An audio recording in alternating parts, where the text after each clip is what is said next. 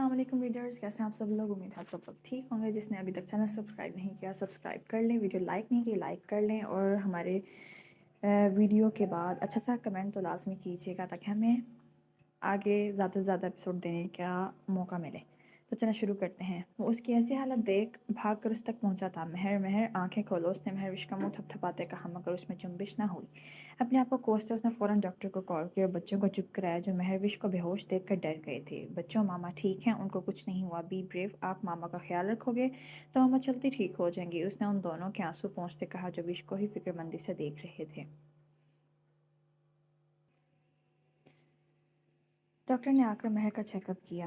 دیکھ کے مسٹر شاہ انہیں سخت ریسٹ کی ضرورت ہے، انہوں نے کسی چیز کی بہت ٹینشن لی ہے جس سے ان کی نروز شرنک ہو گئی تھیں، دھیان رکھیے گا، ایک اور جھٹکا انہیں نروس بریک ڈاؤن کی طرف دھکیل سکتا ہے۔ ڈاکٹر کی بات پر وہ سخت شرمندہ ہوا، آخر غلطی بھی تو اسی کی تھی، ایک تو وہ اتنی تکلیف میں تھی، اوپر سے وہ اس کی حالت سے انجان اسی کو سنائی جا رہا تھا۔ وہ ڈاکٹر کو باہر چھوڑ کر آیا تو ریان اور ریان کو وش کے دونوں طرف میں بیٹھا پا کر مسکرا دیا اور انہیں وش کا خیال رکھنے کا کہتا کمرے سے باہر چلا گیا۔ آخر اس سے آفس کا حال بھی تو دیکھنا تھا جہاں کسی نے اس کی غداری کی تھی۔ جب مہروش بہوش آیا تو اس نے اپنے آپ کو اپنے کمرے میں پایا، آنکھیں جھپک کر اس سے دھند کو دور کرنے کی کوشش کی جو اس کی آنکھوں پر تھکاوٹ اور بھوک کے باعث تھی۔ غور کیا تو ایان اور ریان اس کو اپنے ارد گرد بیٹھے پایا جو اس کے اٹھنے کے منتظر تھے اور ساتھ ہی ساتھ منہ میں کچھ بدبدا رہے تھے، جیسے ایک دوسرے سے بحث کر رہے ہوں۔ ماما پوچھ گئیں؟ ایان مہر کو اٹھا دیکھ خوشی سے بانچیں کھلا کر بولا تو اسے بے ساختہ اس کے انداز پر ہنسی آئی اور وہ تکیے سے ٹیک لگاتی اٹھ کر بیٹھی۔ مما کیا آپ ٹھیک ہیں؟ ریان کے پیار سے فکر مندانہ انداز میں پوچھنے پر اس کی آنکھیں ایک دم نم ہوئی تھیں۔ کوئی تو اس کا بھی تھا جو وہ آج کے بعد اس سے سچی محبت کرتا تھا۔ اس نے بے ساختہ دونوں کو زور سے گلے لگایا جس پر وہ دونوں ہی کھلکھلا کر ہنس دیے۔ ماما آپ رو کیوں رہی ہو؟ مت رو، میں سیڈ ہو جاتا ہوں۔ اس کی آنکھوں میں آنسو دیکھ ایان نے منہ لٹکاتے کہا تو وش نے اس کے گال پر زور سے چوما جس سے وہ بھی اپنے گال کی طرح سرخ پڑ گیا شرم سے اور مہر کی گردن میں منہ چھپانے لگا۔ واؤ ماما، ایان بلش کر رہا ہے، ہا ہا ہا، ایان نے زور سے کہتے اس کا بھانڈا پڑا اور ہنس دیا جس سے وش کی ہنسی بھی شامل تھی۔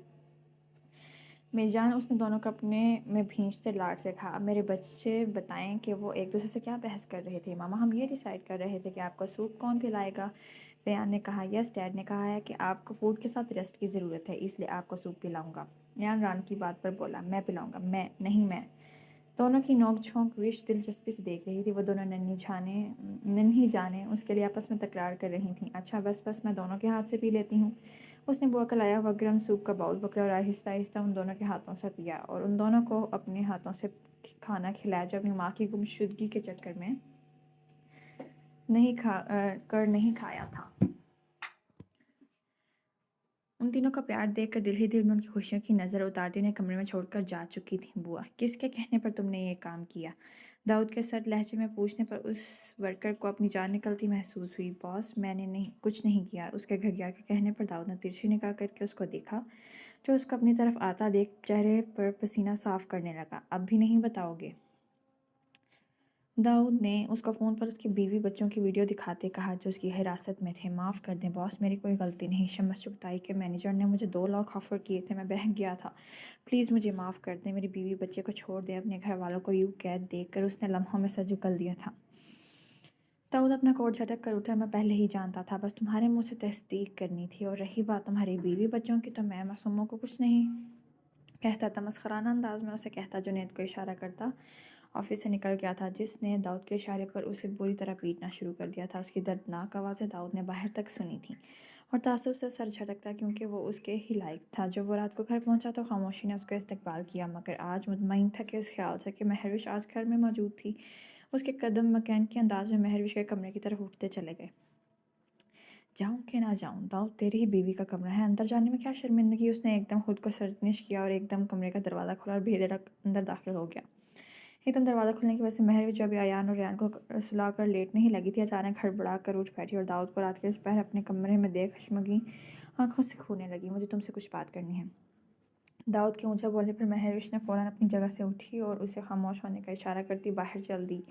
وہ بھی اس کی تقلید میں اس کے پیچھے چل پڑا۔ اپنے پیچھے دروازہ بند کرتی وہ اس کی طرف رخ کیے کھڑی ہو گئی اور اس کے بولنے کی منتظر ہوئی۔ میں تم سے معافی مانگنا چاہتا ہوں، میں نے تمہارے ساتھ جو کیا اس غلطی کا مجھے احساس ہے۔ مجھے تمہیں تنہا چھوڑ کر نہیں آنا چاہیے تھا، مگر جیسے ہی گھر آیا بزنس میں کوئی घपला हो गया था जिसकी टेंशन में मेरे जहन से निकल गया कि तुम मेरा इंतज़ार कर रही हो। दाऊद ने बमुश्किल माफ़ी के अल्फाज अदा किए थे जो उसके लिए बहुत मुश्किल तरीन अमल में से था, मगर साथ ही वो अपनी बीवी भी बताने लगा था, मजबूरी भी बताने लगा था। उसकी आखिरी बात महरिश के दिल में तीर की तरह गड़ गई थी। क्या वो इतनी आसान थी कि उसे बुला दिया जाए? वो परेशानी में रात के अंधेरे में अपनी बीवी तक को भूल चुका था। ये कैसा रिश्ता था दाऊद का उसके साथ?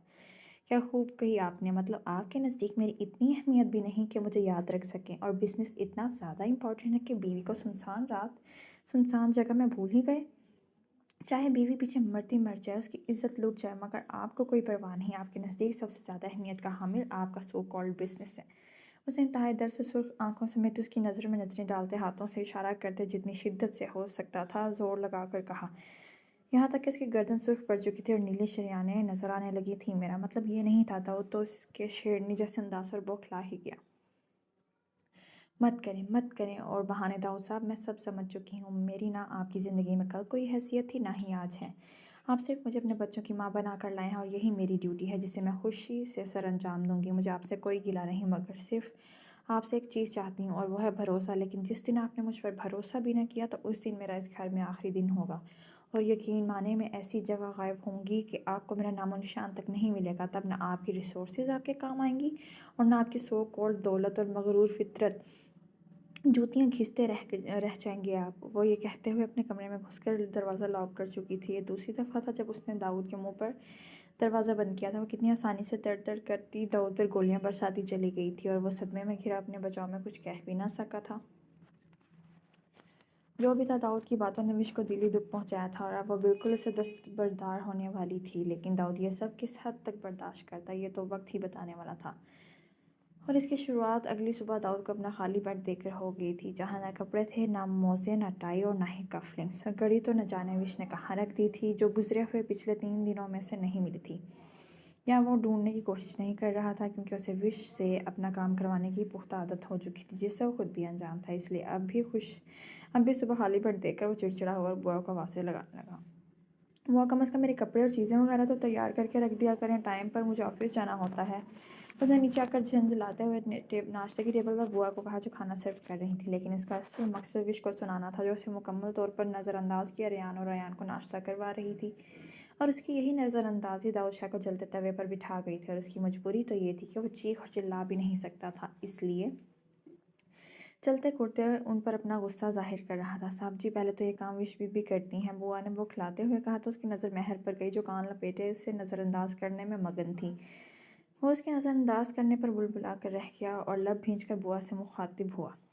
देख नहीं रही मैं आपकी बीबी कितनी मसरूफ़ हैं, तो आप मुझे मेरे कपड़े निकाल देंगे। ये ना हो कि उनकी मसरूफियत में कोई कमी आ जाए। उसने चलते भूनते कहा और कमरे में चला गया, जबकि विश उसे ज़्यादा देखने लगी। उसे समझ नहीं आ रहा था कि दाऊद इतना तब किस बात पर रहा है। मुझे क्या, उसने कहकर शाने छटके, और वो महरविश का मुंतज़िर था। बुआ को अपने पीछे आते देख उसके अरमानों पर रोस पड़ गई। क्या महर छोड़कर चली जाएगी दाऊद को, या फिर देगा दाऊद उसको कोई न्याज़ ज़ख़म?